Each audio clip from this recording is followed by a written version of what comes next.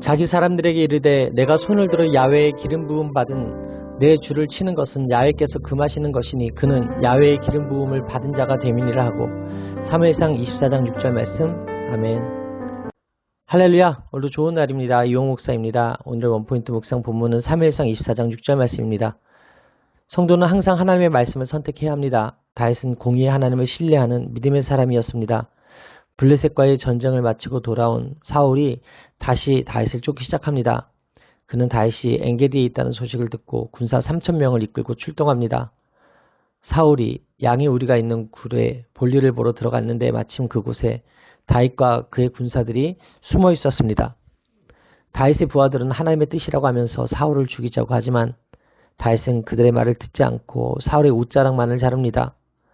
다윗은 합당해 보이는 사람의 말이 아니라 기름 부음 받은 자를 하지 말라고 말씀하시는 하나님의 뜻을 따릅니다. 사울은 하나님이 택하신 종이고 왕을 세우기도 하고 내리기도 하시는 주권이 하나님께 있음을 다윗이 인정하기 때문입니다. 또한 왕을 죽이는 것은 정치적 반역의 선례로 남기 때문입니다. 다윗은 선으로 악을 이기며 하나님이 그분의 때에 이루실 공의의 판결을 기다립니다. 우리는 가변적 상황에 따라 낙심하거나 교만하지 말고 모든 상황과 환경을 다스리시는 하나님의 뜻을 구해야 합니다. 변하는 상황이 아니라 변하지 않는 말씀을 의지해야 합니다.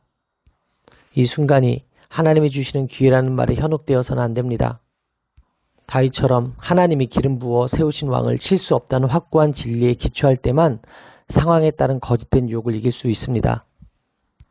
모든 상황 속에서 하나님의 말씀에 순종하는 것이 하나님의 뜻입니다. 따라서 오늘의 원포인트 메시지는 기름 부음 받은 자를 대하는 태도입니다. 오늘의 삶의 적용 포인트는 하나님의 세우신 종을 선대하겠습니다 입니다. 다윗은 사울을 여전히 야훼의 기름 부음 받은 왕으로 여겼습니다. 이러한 태도는 하나님을 경외하는 마음에서 비롯됩니다.